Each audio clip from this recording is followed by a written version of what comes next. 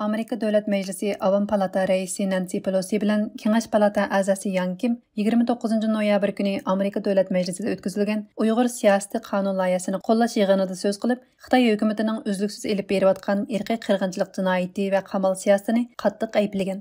Hamda mazkur qonunning Xitoyning irqiy qirg'inchilik jinoyatiga zarba berishdagi kuchli qurol bo'ladiganligini bildirgan. Avam Palata Reisi Nancy Pelosi majlisda qilgan so'zida millionlagan Uyg'ur va boshqa musulmon millatlar Xitoyning nomussiz va vahshiylarcha dafsanda qilishiga uchrayotdi degan. Again, a strong step in our continued work to counter the genocide of the Uyghur people. In Xinjiang and across China, millions of Uyghurs and other Muslim minorities are enduring outrageous and barbaric abuses, from mass surveillance and discriminatory policing, mass incarceration and forced labor camps. Hamda bu qonunning Xitoy hukumatining Uyg'ur va boshqa musulmon millatlarga davomli irqiy qirg'inchilik yurgizishiga zarba berishda kuchlik bir vosita bo'ladiganligini ilgari surgan. That the Chinese Communist Party's persecution of the Uyghurs amounts to genocide and crimes against humanity. It is often said that the most sinister and cruel form of torture employed by authoritarian regimes is to tell the oppressed, nobody even remembers you. They don't even know what the fuss is about. This Congress remains bipartisan, bicameral, unbreakable in our commitment to shining a bright light on the persecution of the Uyghurs. O mundaq degan, biz bu qonun arqılıq Uyg'urlarga shuni demoqchimizki, Amerika sizlarning ahvolinglarni ko'rib turibdi. Biz davomli sizlar bilan birga ham sizlar bilan teng kurash qilamiz. Biz yana bu qonun arqılıq Xitoy hukumatiga shuni demoqchimizki, bu irqiy qirg'inchilik darhol to'xtashi kerak. Buning bildirishicha, Uyg'ur siyosati qonun loyihasi 2020 yili ma'qullangan Uyg'ur kishilik huquq qonuni va Uyg'ur majburiy emgakining oldini olish qonuniga kirgizilmagan moddalarni o'z ichiga olgan. Includes establishment of special coordinator state to spearhead the effort and ensure laser focus on the brutal conditions facing them.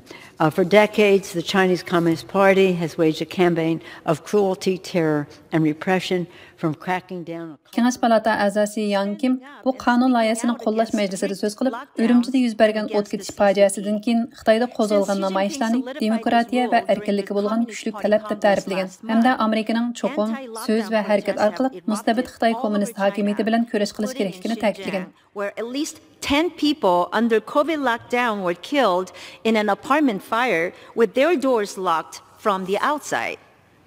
The people of China are waking up to the CCP's oppression and are demanding basic freedoms.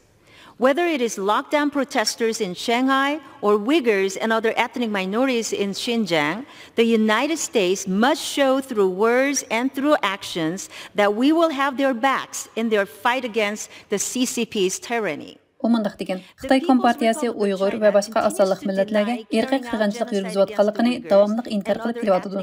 Ammo biz Xinjiangdagi majburiy tug'mas qilish, majburiy emgak selish, majburiy ming'i yuyish, ayollarga bosqinchilik qilish qatorliq qabih jinoyatlarning rostligini isbotladik. Uyg'ur siyosati qonun loyihasi mana shu jinoyatlarga zarba berishda yetarsiz qolgan joylarni to'liqlaydi. Uning bildirishicha, bu qonun loyihasi Uyg'ur kishilik huquq faoliyatchilarini qo'llash, Amerika taratqullarining Uyg'ur irqiy qirg'inchiligiga oid xabar va uchurlarni davomli tarqatishiga madad berish qatorliq konkret mazmunlarni o'z ichiga olgan. Appoint a special coordinator for Uyghur issues, which will consolidate the State Department's diplomatic strategy to ensure that department-wide resources being used to respond to the Uyghur genocide are better coordinated.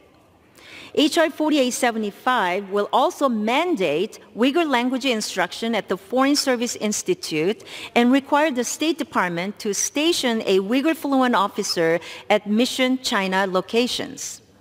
The bill also authorizes support for Uyghur human rights activists and directs the U.S. Agency for Global Media to disseminate news and information regarding Uyghur genocide.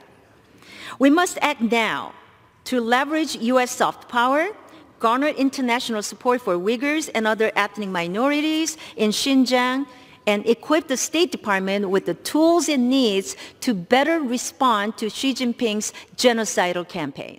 Xitoyning qamal siyosati keltirib chiqargan fojialar bo'libmi, bu qitim Үрүмчидә yuz bergan o't afati Uyg'urlarning beshiga kelayotgan irqiy qirg'inchilik zulmini texmi ig'irlashtirgan bo'lsa, Xitoy fuqarolarini cho'chitib, erkinlik talab qilish sadolarini kuchaytgan edi.